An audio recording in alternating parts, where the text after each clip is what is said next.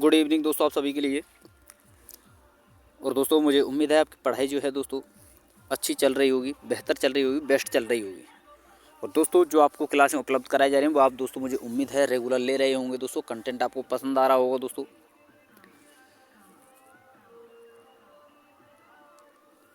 तो चलिए दोस्तों, आज हम इस वीडियो में बात करने वाले हैं दोस्तों, यानी जो थ्योरी मैं आपके लिए बताने वाला हूं, जो आपकी बायोलॉजी से रिलेटेड, जो आपका साइंस जो आपका चल रहा है उससे रिलेटेड आपका टॉपिक है दोस्तों आज का कोशिका विभाजन। देखिए दोस्तों, कोशिका वाला पार्ट मैं आपके लिए करा चुका हूँ। आज है आपका कोशिका विभाजन, यानी जो कोशिकाएं जो होती हैं हमारे शरीर में उनका किस प्रकार से विभाजन होता है, किस प्रकार से दोस्तों नई कोशिकाओं से, पुरानी कोशिकाओं से नई कोशिकाओं का निर्माण होता है, जो कि रूडोल्फ विर्चोव ने बताया था। उस प्रकार जो आधुनिक सिद्धांत दिया था रूडोल्फ विर्चोव ने, उन्होंने बताया था दोस्तों। मैं आपके लिए पढ़ा चुका हूँ कोशिका वाले चैप्टर में कि उन्होंने बताया था कि जो पुरानी कोशिकाएं होती हैं दोस्तों उन्हीं से हमारी नई कोशिकाओं का निर्माण होता है। तो वही दोस्तों निर्माण का जो फॉर्मेशन है कि किस प्रकार से निर्माण होता है, कौन कौन सी अवस्थाएं पाई जाती हैं, किन किन अवस्थाओं में निर्माण होता है और किस अवस्था में क्या चीज़ होती है, वो सारी चीज़ हम इसमें पढ़ने वाले हैं। ठीक है दोस्तों। और देखिए दोस्तों, ये दो प्रकार का यहाँ पर आप वो जो है दोस्तों, ये रहा, एक तो इधर साइड में, एक इधर साइड में, ये दो प्रकार का विभाजन आपको दिखाई दे रहा है। और मैं आपको बता दूं दोस्तों, ये दोनों प्रकार का विभाजन आपका देखिए दोस्तों, ये अर्धसूत्री विभाजन फर्स्ट और ये अर्धसूत्री विभाजन 2 है। लेकिन दोस्तों आप इसे जो अर्धसूत्री विभाजन फर्स्ट जो होता है, मैं आपको बता दूं कि ये ही दोस्तों आपका समसूत्री विभाजन इसी प्रकार का सेम टू सेम दोस्तों इसी प्रकार का होता है। यानी कोई एक कोशिका होती है और इसकी ये फर्स्ट अवस्था होती है, फिर इसकी मध्य अवस्था जो आती है, फिर इसके बाद दोस्तों ये होती है। और मध्य अवस्था के बाद जब जो है दोस्तों ये धीरे धीरे दोस्तों लॉन्ग अवस्था में आने लगती है और फिर बाद में दोस्तों ये इस प्रकार की अवस्था इसमें बन जाती है। और बाद में दोस्तों ये दोनों कोशिकाएं जो आपको जॉइंट में दिखाई दे रही हैं, यही दोस्तों बाद में दो कोशिकाओं का निर्माण, यानी दो कोशिकाएं अलग से नहीं बनती हैं। तो ये होता है दोस्तों आपका समसूत्री विभाजन। और यहीं पर दोस्तों यहाँ पर दो कोशिकाओं का निर्माण हो रहा है, यहाँ पर दोस्तों 4 कोशिकाओं का निर्माण होता है। ये होता है दोस्तों आपका अर्धसूत्री विभाजन सेकंड, जैसा कि यहाँ पर आप देख रहे हो, एक इधर साइड में, एक इधर साइड में। अब दोस्तों मैं आपको बता दूं, ये जो विभाजन जो होता है हमारी कोशिकाओं का, इनकी कुछ अवस्थाएं होती हैं दोस्तों। और जिन अवस्थाओं में दोस्तों ये विभाजन होता है उन अवस्थाओं को नाम दिया गया है दोस्तों, जैसे कि पूर्वावस्था, मध्यावस्था, पश्चावस्था, अंतरावस्था और कोशिका द्रव्य विभाजन लास्ट में जो हो जाता है। तो दोस्तों इन्हीं सारी चीज़ों को हम इस वीडियो में पढ़ने वाले हैं। और दोस्तों थोड़ा सा आपको बैकग्राउंड में आवाज़ आ सकती है दोस्तों, क्योंकि थोड़ा सा कुछ प्रोग्राम है, पता नहीं क्या है साइड में, तो थोड़ी बहुत दिक्कत आपको हो सकती है, तो दोस्तों मैनेज कर लेना।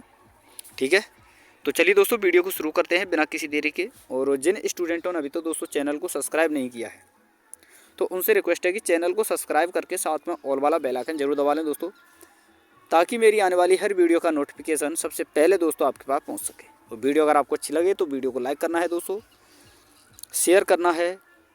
और कंटेंट जो है दोस्तों आपको पता ही है दोस्तों, इससे बेस्ट कंटेंट आपको कहीं नहीं मिलेगा।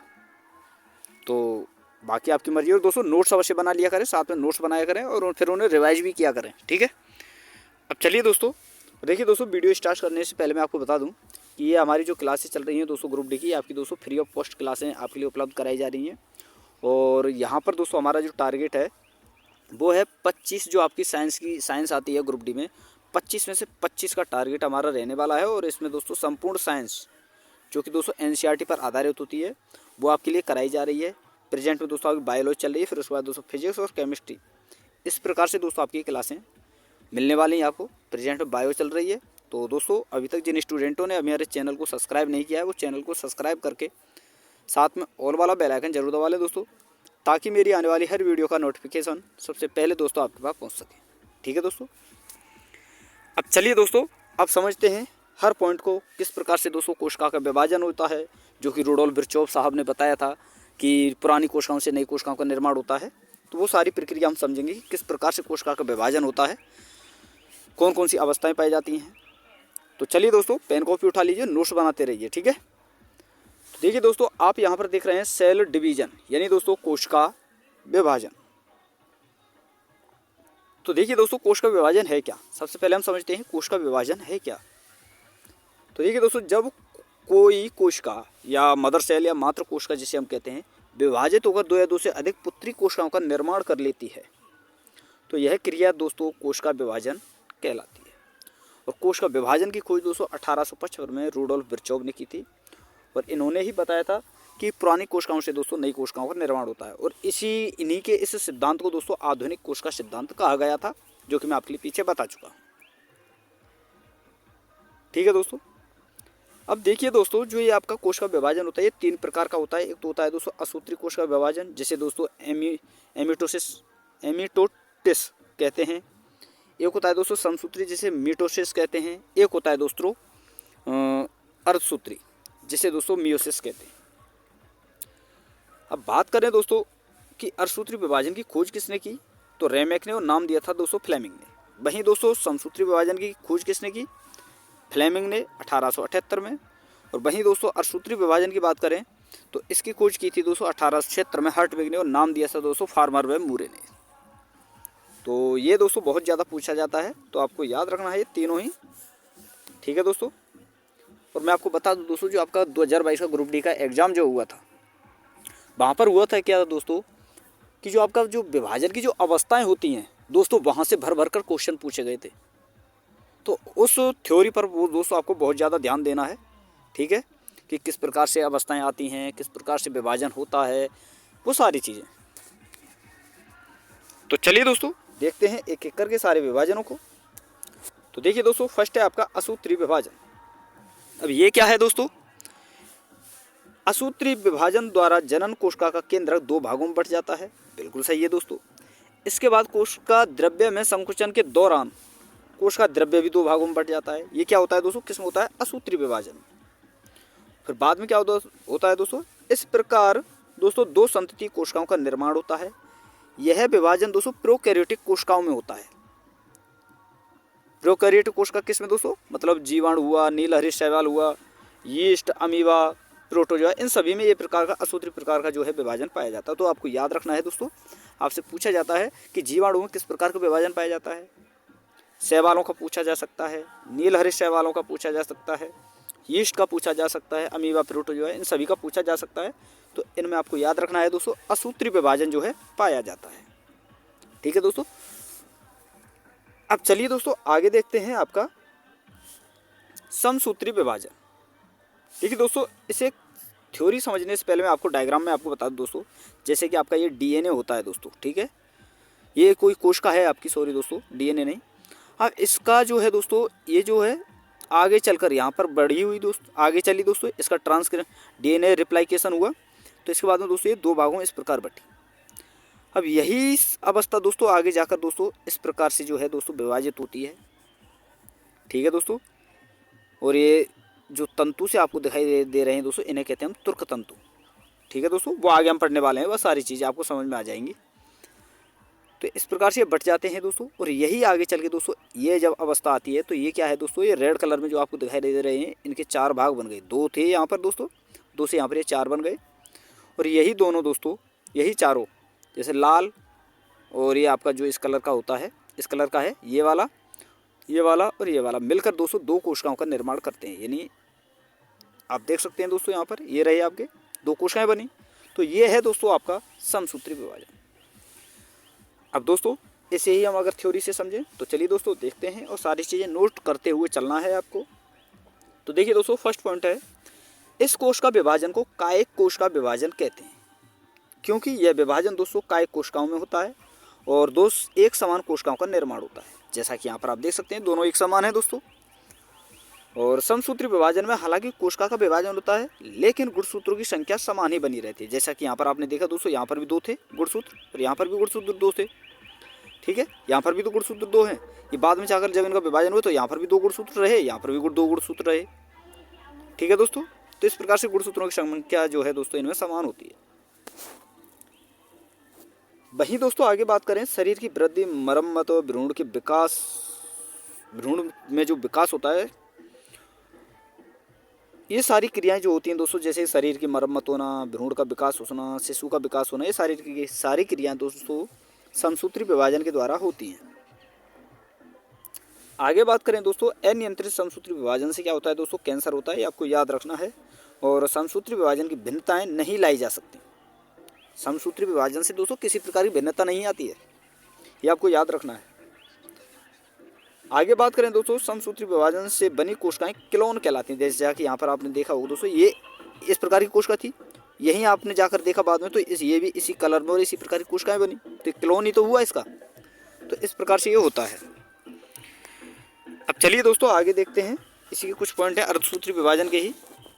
यहाँ पर आप देख सकते हैं, ये इनकी अवस्थाएं हैं दोस्तों। देखिए, पूर्वावस्था, मध्यावस्था, पश्चावस्था और अंतरावस्था, ये मैंने आपके लिए बता ही चुका हूँ पहले। तो हम इन पॉइंटों को डिस्कस कर लेते हैं। और ये है दोस्तों आपका अर्धसूत्री विभाजन। ठीक है दोस्तों, तो देखिए दोस्तों, अर्धसूत्री विभाजन की क्या क्या विशेषताएं हैं। तो सबसे पहले है दोस्तों, यह विशेष प्रकार का कोशिका विभाजन है जो जीवों की जनन कोशिकाओं में होता है, और इस प्रकार युग्मक जो है दोस्तों बनते हैं। ठीक है दोस्तों, और क्रमिक रूप से दो कोशिका विभाजन होते हैं जो समसूत्री के समान ही होते हैं, लेकिन इसमें गुणसूत्र की प्रतिलिपि सिर्फ एक बार ही बनती है। किसमें दोस्तों, अर्धसूत्री विभाजन में। इसीलिए दोस्तों आमतौर पर युग्मकों में गुणसूत्रों की संख्या कायिक कोशिकाओं की तुलना में आधी रह जाती है, जैसा कि यहाँ पर देख सकते हैं ना दोस्तों। ठीक है, ये रहा दोस्तों, यहाँ पर ये आधी रह गई। ठीक है, और आपको याद रखना है दोस्तों, शुक्राणु व अंडाणु का निर्माण अर्थात युग्मक जनन की प्रक्रिया अर्धसूत्री विभाजन के द्वारा होती है। बहुत इंपॉर्टेंट है दोस्तों, ये प्रश्न पूछा जाता है, ये प्रश्न बहुत इंपॉर्टेंट है, आपको याद रखना है। वहीं आगे बात करें दोस्तों, अर्धसूत्री विभाजन में जीन विनिमय की घटना के कारण कोशिकाओं में भिन्नता आती है। किसके कारण दोस्तों, जीन विनिमय की घटना के कारण। अब चलिए दोस्तों आगे समझते हैं, कुछ और हैं आपके, जैसा कि आपका गुणसूत्र जो होता है, इसके बारे में हम सारी चीज़ें डिटेल में समझेंगे दोस्तों। बहुत अच्छा यहाँ पर आपको सारी चीज़ें मिलने वाली हैं और मिल रही हैं दोस्तों। इससे बेस्ट आपको कुछ नहीं मिलेगा, चाहे आप कितना भी घूम लीजिए, किसी प्लेटफार्म पर आप चले जाइए, इससे बेस्ट आपको कहीं नहीं मिलेगा, ये मेरी गारंटी है। तो दोस्तों चैनल को फॉलो करें दोस्तों, सपोर्ट करें, चैनल को सब्सक्राइब करें और दोस्तों नोट्स बनाते रहें। ठीक है, तो चलिए दोस्तों अब समझते हैं गुणसूत्र के बारे में, कि गुणसूत्र यानी क्रोमोसोम होता क्या है, किस प्रकार इसका निर्माण होता है, किसने इसकी खोज की, वो सारी चीज़ें। और गुणसूत्र से रिलेटेड जो हमारे बॉडी में जो है दोस्तों, एक प्रकार से दोस्तों जो बीमारियां पनपती हैं, जो रोग होते हैं, उन्हें भी हम समझने वाले हैं। ठीक है, तो चलिए दोस्तों देखिए, ये है आपका गुणसूत्र यानी दोस्तों क्रोमोसोम। तो फर्स्ट पॉइंट है दोस्तों कि गुणसूत्र डीएनए का एक खंड होता है। मानव का 2.2 मीटर लंबा डीएनए 46 गुणसूत्रों से मिलकर बना होता है। तो ये तो आप सभी को पता ही है दोस्तों। और बात करें दोस्तों इसकी खोज, तो स्ट्रासबर्गर ने 1875 में की थी, नाम बाल्डियर ने 1888 में दिया था। और दोस्तों मैं आपको बता दूं, गुणसूत्रों पर जीन रेखीय क्रम में पाए जाते हैं। किस प्रकार दोस्तों पाए जाते हैं, ये रेखीय क्रम में। और आपको याद रखना है दोस्तों आगे, मनुष्य में 23 जोड़ी यानी 246 गुणसूत्र पाए जाते हैं, जिनमें से प्रारंभिक 22 जोड़ी यानी 244 गुणसूत्र दोस्तों ये आपके ऑटोसोम यानी दोस्तों कायिक गुणसूत्र या अलिंग गुणसूत्र कहलाते हैं। और दोस्तों अलिंग गुणसूत्र जो होते हैं शारीरिक लक्षणों के लिए जो है जिम्मेदार होते हैं। अब दोस्तों देखिए गुणसूत्र की संरचना हम देखते हैं, चित्र हम देखते हैं, इमेज देखते हैं कि किस प्रकार से होता है गुणसूत्र। तो देखिए दोस्तों ये आपका गुणसूत्र है दोस्तों, ठीक है, जिसका ऊपर का भाग दोस्तों टीलोमियर कहलाता है। ये वाला भाग जो है दोस्तों पॉलिकल कहलाता है, पेलिकल। और ये भाग कहलाता है दोस्तों द्वितीयक कुंचन बलय। ठीक है दोस्तों, ये भाग कहलाता है दोस्तों क्रोमोनीमेटा। ये भाग जो है दोस्तों ये कहलाता है आपका प्राथमिक संकुचन कुंचन बलय जो होता है। और यही दोस्तों स्ट्रोमियर से, इसे ही दोस्तों सेंट्रोमियर के नाम से जानते हैं। ये ऊपर का जो पार्ट होता है दोस्तों इसे कहते हैं सैटेलाइट। और ये जो होता है दोस्तों ये भी आपका द्वितीय कुंचन बलय यानी दोस्तों नाभिक पुनर्वावस्थक पक जो है ये होता है। तो इस प्रकार से होता है दोस्तों, और इन्हीं अवस्थाओं को हम आगे पढ़ेंगे भी। ठीक है, और ये इस प्रकार का जो है दोस्तों आपके डीएनए के, अगर आपको दोस्तों सूक्ष्मदर्शी यंत्र से देखें, जो सूक्ष्मदर्शी जो यंत्र होता है उससे अगर देखते हैं ना, तो डीएनए की आकृति हमें दोस्तों इस प्रकार से दिखाई देती है। ठीक है, और आपको बता दूं दोस्तों, इसकी चौड़ाई जो है दोस्तों 20 नैनोमीटर के समथिंग होती है, 20 नैनोमीटर। और टोटल जो है दोस्तों लंबाई 34 एंगस्ट्रॉम होती है। ठीक है दोस्तों, कितनी दोस्तों? 34 एंगस्ट्रॉम। और मैं आपको बता दूं दोस्तों, यहाँ से और यहाँ तक की बीच की दूरी जो ये होती है ना दोस्तों, सॉरी दोस्तों यहाँ से नहीं, एक मिनट दोस्तों, यहाँ से और इस खांच से और ये आपका ग्रुप जो दिखाई दे रहा है और इस ग्रुप से, ये टोटल लंबाई इसकी दोस्तों 3.4 मीटर होती है। वहीं दोस्तों इन दो हेलिकल की बात करें इनकी, तो इनकी जो लंबाई होती है दोस्तों वो होती है 0.34 नैनोमीटर। ठीक है दोस्तों, देखिए दोस्तों यहाँ पर आपको बहुत कम समझ में आएगा, क्योंकि दोस्तों मैं आपको बता दूं कि कुछ स्टूडेंट जो है वो दोस्तों फर्स्ट टाइम देख रहे होंगे तो उनको बहुत कम समझ में आएगा, लेकिन जब आप यहाँ पर स्ट्रक्चर देखने के बाद थ्योरी करते हो ना तो सारी चीज़ें समझ में आती हैं दोस्तों। ठीक है, तो चलिए दोस्तों थ्योरी समझते हैं इसकी गुणसूत्र के आगे। तो देखिए दोस्तों, बात करें दोस्तों 23वां गुणसूत्र जो एलोसोम या लिंग गुणसूत्र कहलाता है, जो कि लिंग निर्धारण के लिए जिम्मेदार होता है।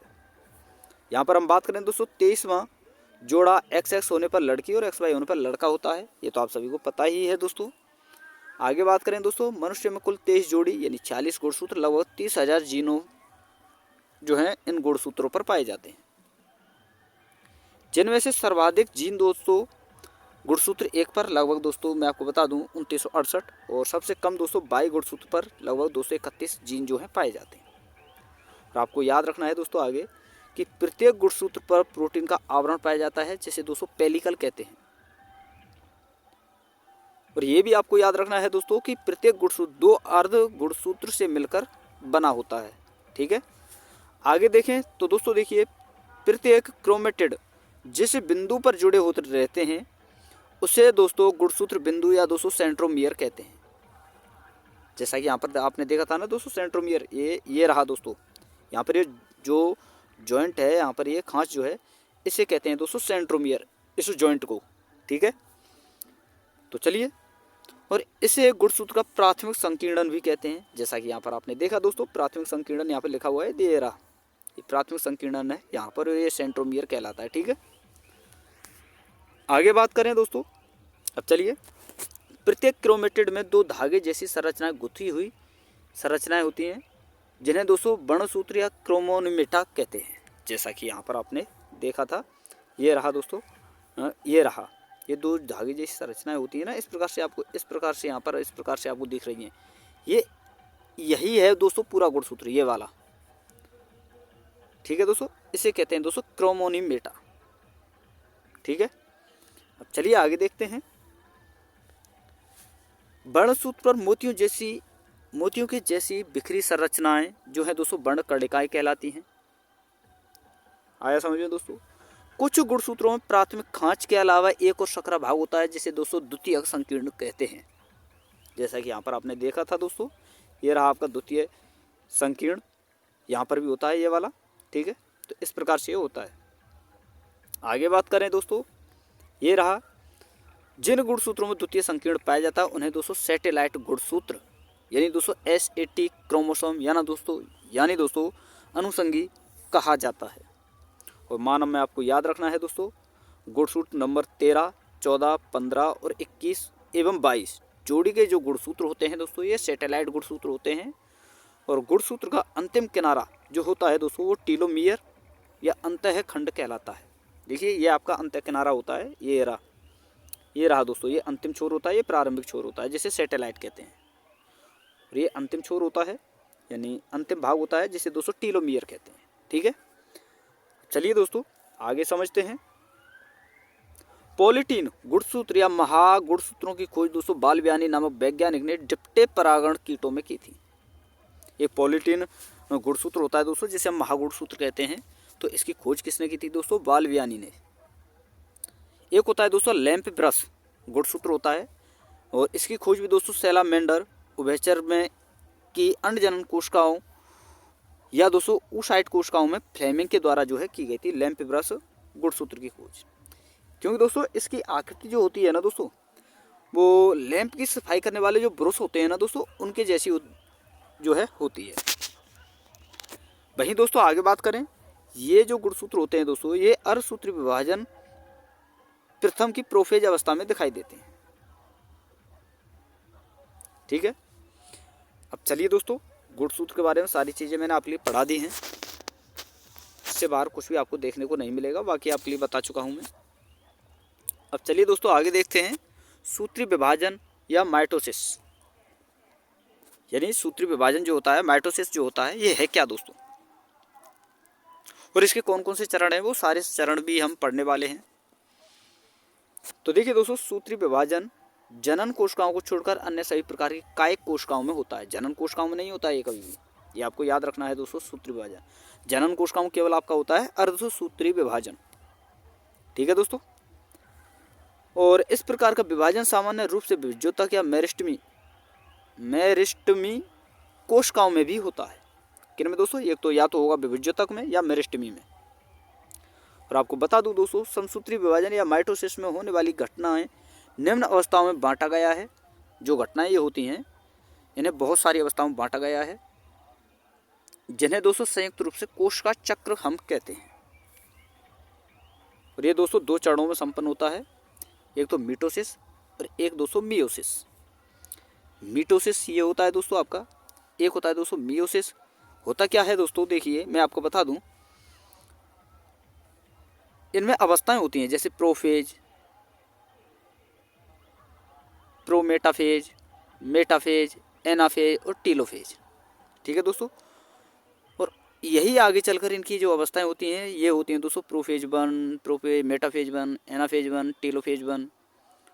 और इसी प्रकार दोस्तों ये आगे चलकर बनती हैं। अर्धसूत्री विभाजन की जो है अवस्थाएं पाई जाती हैं इस प्रकार से ही। इन्हें सेकंड कहते हैं, जैसे दोस्तों prophase second, metaphase second, anaphase second, telophase second. तो ये जितनी अवस्थाएं आपको दिखाई दे रही हैं दोस्तों, इन सारी अवस्थाओं को एक एक करके हम पढ़ने वाले हैं। तो चलिए दोस्तों समझते हैं इन सारी अवस्थाओं को। तो सबसे पहले हम बात करें दोस्तों कोशिका चक्र के दो चरणों की।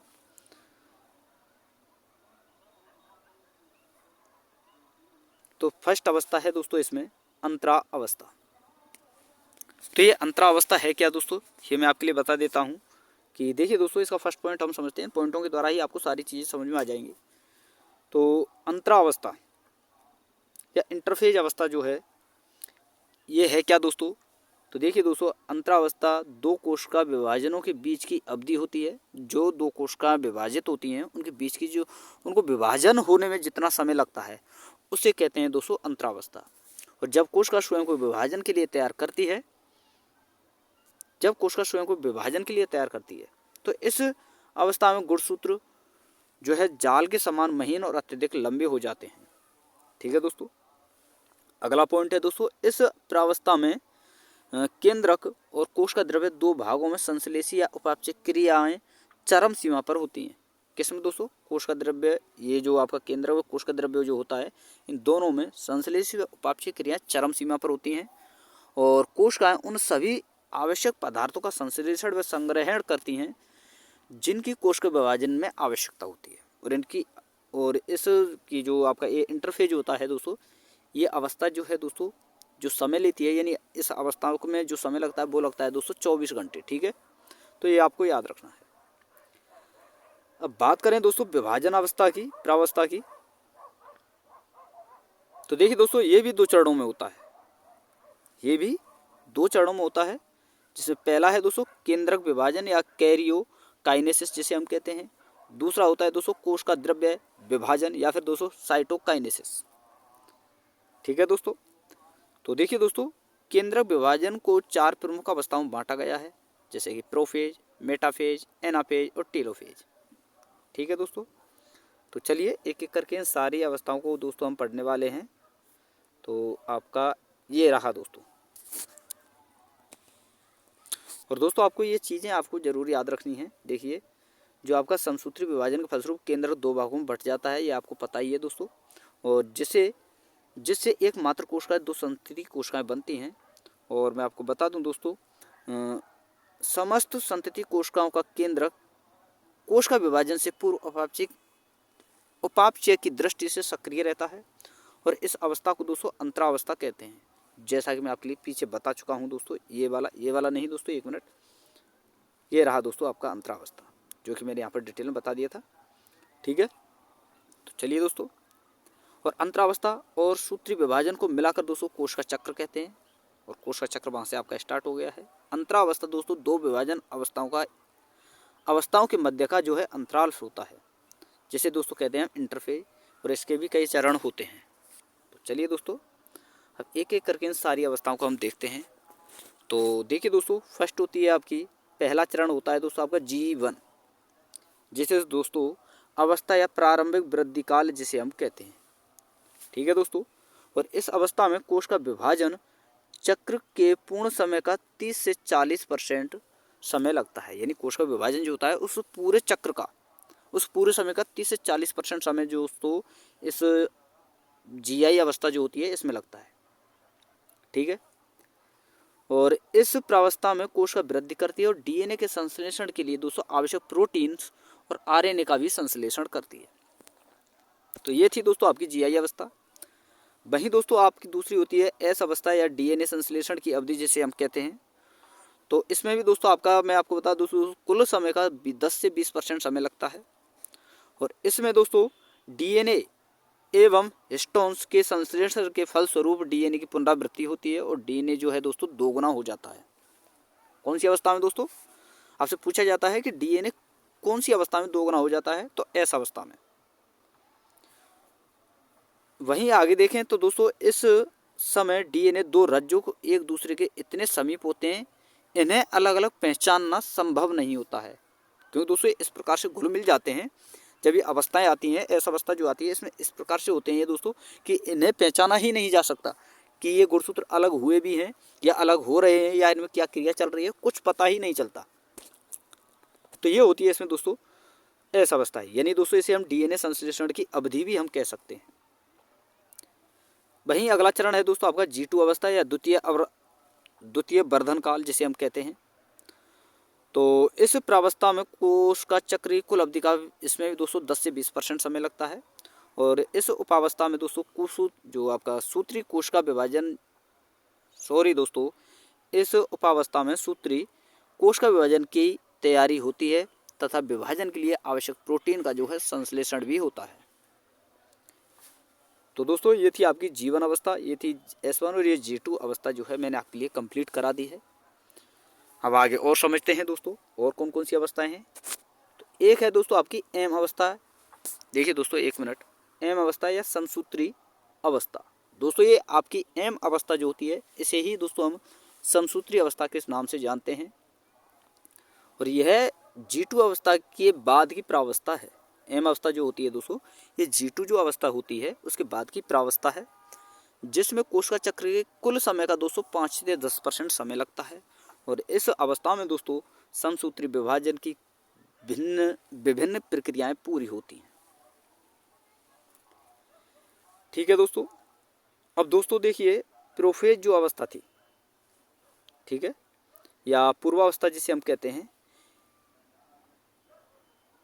इसी के कुछ भाग होते हैं दोस्तों, उन्हें भी हम आगे पढ़ेंगे दोस्तों। चलिए वो तो बाद की बातें हैं। तो सबसे पहले अब बात करते हैं दोस्तों हम प्रोफेज अवस्था की। तो विभाजन की प्रथम अवस्था ये होती है दोस्तों प्रोफेज अवस्था, और पूर्वा अवस्था के अंत तक केंद्र कला और केंद्रिका विलोपित हो जाते हैं। कौन सी अवस्था में दोस्तों? प्रोफेज अवस्था में, तथा गुणसूत्र मध्य रेखा की ओर बढ़ना शुरू कर देते हैं। कौन सी अवस्था में दोस्तों? प्रोफेज अवस्था में। तो आपसे पूछा जाता है केंद्रक, कला और केंद्रिका किस अवस्था में दोस्तों विलोपित हो जाते हैं और गुणसूत्र जो है मध्य रेखा की ओर बढ़ना शुरू कर देते हैं? तो कौन सी अवस्था में दोस्तों? प्रोफेज अवस्था में। ठीक है, वहीं आगे बात करें दोस्तों, देखिए प्रोफेज के बाद आता है दोस्तों आपका मेटाफेज या मध्यावस्था, जो कि मैंने पहले ही बता दिया था ये कि वो सारी अवस्थाएं हम पढ़ने वाले हैं। तो ये है दोस्तों आपकी मेटाफेज अवस्था, और इस अवस्था में क्या होता है दोस्तों? देखिए इस अवस्था में गुणसूत्र मध्य रेखा पर आ जाते हैं, मध्य रेखा। ठीक है दोस्तों, और सेंट्रियोल्स विपरीत ध्रुवों की ओर चले जाते हैं। सेंट्रियोल्स कहते हैं दोस्तों तारक काय को, और इनसे तारक किरणें यानी दोस्तों एस्ट्रल रेज निकलती हैं, और ये तुर्क यानी दोस्तों स्पिंडल यानी तंतु का निर्माण करती हैं। और पौधों में तारका या सेंट्रोसोम जो होता है दोस्तों अनुपस्थित होता है। देखिए मैं आपके लिए बता देता हूँ एक बार, ताकि आपको अच्छी तरह से जो है समझ में आ जाए। यहाँ पर मैं आपके लिए बता देता हूँ दोस्तों, एक मिनट दोस्तों। ये रहा, जो आपको ये छोटे छोटे ये धागे जैसी संरचनाएं दिखाई दे रही हैं, एक इस कोने से दोस्तों, एक इस कोने से, ये धागे जैसी ये छोटी छोटी संरचनाएं आपको दिखाई दे रही हैं, इन्हें ही कहते हैं दोस्तों हम क्या, तुर्क तंतु यानी तारक्का है। ठीक है दोस्तों, अब चलिए ये आपको समझ में आ गया होगा कि तारक्का कैसे कहते हैं। ठीक है दोस्तों, फिर इसके बाद आती है दोस्तों पश्चावस्था, जिसे हम एनाफेज कहते हैं। तो देखिए दोस्तों, पश्चावस्था में क्रोमेटिड यूबीएल की आकृति ले लेते हैं और तुर्क के विपरीत ध्रुवों की ओर खींचने लगते हैं। देखिए यहाँ पर मैं आपके लिए बता देता हूँ, एक मिनट ये भी बता देता हूँ दोस्तों, जो पश्चावस्था होती है। ठीक है दोस्तों, एक मिनट, यहाँ नहीं दोस्तों, हाँ ये रहे दोस्तों, यहाँ नहीं, आपको अच्छी तरह समझ में नहीं आएगा, यहाँ पर मैं वहीं बताऊँगा दोस्तों। चलिए ये रहा दोस्तों, जैसे कि ये रहे दोस्तों, यहाँ पर ये खींचने लगते हैं ना दोस्तों, यहाँ पर ये खींचे नहीं, लेकिन यहाँ पर आपने देखा हो दोस्तों, ये जो गुणसूत्र था यहाँ पर दो अवस्थाओं में अलग अलग हो गया, और ये गुणसूत्र जो था ये भी यहाँ पर दो अवस्थाओं में अलग अलग हो गया। और कहाँ पर इकट्ठे होते जा रहे हैं दोस्तों, यहाँ पर इस किनारों पर। तो ये होती है दोस्तों पश्चावस्था। ठीक है दोस्तों, अब चलिए आगे देखते हैं। अगली अवस्था है आपकी दोस्तों अंत्यावस्था, जिसे दोस्तों टीलोफेज कहते हैं। और इसमें क्या होता है दोस्तों, संतति गुणसूत्र विपरीत ध्रुवों पर एकत्रित हो जाते हैं, केंद्रक कला बन जाती है और केंद्रक जो है फिर से प्रकट हो जाता है, जैसा कि यहाँ पर आप देख सकते हैं। ये रहा दोस्तों, देखा है ना दोस्तों, ये वाला अंतरावस्था। देखिए ये अलग से यहाँ पर धीरे धीरे बनने लगा, और यहाँ पर गुणसूत्र भी अलग से बना, केंद्रक भी अलग से बना, सारी चीज़ें अलग से बन चुकी हैं। फिर उसके बाद होता है दोस्तों कोश का द्रव्य विभाजन, जिसके बाद दोस्तों आपकी कोश का जो है दोस्तों अलग अलग भागों में बट जाती है। ठीक है, तो ये होता है, और कुछ ज़्यादा है नहीं दोस्तों। देखिए थोड़ा सा बहुत दिक्कत आ सकती है आपको, तो दोस्तों अगर 1 से 2 बार रिवाइज करोगे तो अच्छी तरह से आपको सारी चीज़ें समझ में आएंगी। तो इसमें क्या होता है दोस्तों, अंत्यावस्था में केंद्रक कला बन जाती है तथा केंद्रक फिर से प्रकट हो जाता है, और अंत्यावस्था में तुर्क व तंतु लुप्त हो जाते हैं और गुणसूत्र क्रोमेटिन का जाल का रूप ले लेते हैं। जैसा कि यहाँ पर आपने देखा हो दोस्तों, यहाँ पर आपको तुर्क तंतु कहीं दिखाई नहीं दे रहे होंगे, विलुप्त हो चुके हैं। जैसा कि यहाँ पर आप देख रहे हैं, यहाँ पर देख रहे हैं, यहाँ पर इस अवस्था में आपको दिखाई नहीं दे रहे होंगे, तो विलुप्त हो गए। तो यही होता है दोस्तों इसमें। ठीक है, और इस प्रकार दोस्तों 2 संतति केंद्रक बन जाते हैं, जैसा कि वहाँ पर आप देख ही चुके हैं। फिर बाद में आता है दोस्तों सबसे अंतिम जो क्रिया होती है दोस्तों, वो होता है आपका कोश का द्रव्य विभाजन, यानी दोस्तों साइटोकाइनेसिस। तो चलिए दोस्तों इसे हम देखते हैं।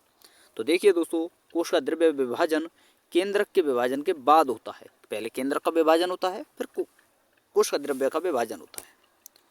लेकिन दोस्तों आपको याद रखना है, पादप में मध्य रेखीय प्रदेश में गोल्जी वेसिकल्स या सूक्ष्म नलिकाएं एकत्रित होकर एक दूसरे से जुड़ जाते हैं। ये चीज़ आपको याद रखनी है, बहुत इंपॉर्टेंट है दोस्तों। आगे बात करें दोस्तों, जिस प्रदेश में गोल्जी वेसिकल्स एकत्रित होते हैं उसे दोस्तों फ्रैग्मोप्लास्ट कहते हैं। ठीक है दोस्तों, यानी दोस्तों जो गोल्जी वेसिकल्स जो एकत्रित होते हैं उस जगह को कहते हैं दोस्तों फ्रैग्मोप्लास्ट। अब चलिए दोस्तों अगला है प्राणी कोशिका में केंद्रक के 2 संतति केंद्रकों में विभाजन पश्चात विभाजन के पश्चात कोश का द्रव्य में बाहर से अंदर की ओर कुछ अंतर बलन धीरे धीरे जो है गहरे होते जाते हैं और बीच में मिल जाते हैं, और इसी को कहते हैं दोस्तों हम खांच विधि। और इसके बाद क्या होता है दोस्तों, जो कोश का विभाजन है 2 भागों में बट जाता है। ठीक है दोस्तों, और इसके बाद आपकी अलग अलग 2 नई कोशिकाएं बन जाती हैं। अब आगे बात करते हैं दोस्तों अर्धसूत्री विभाजन की। तो देखिए दोस्तों, अर्धसूत्री विभाजन में होता क्या है कि अर्धसूत्री विभाजन में एक कोशिका से 4 कोशिकाएं बनती हैं, जिनमें गुणसूत्रों की संख्या जनक कोशिकाओं की आधी रह जाती है।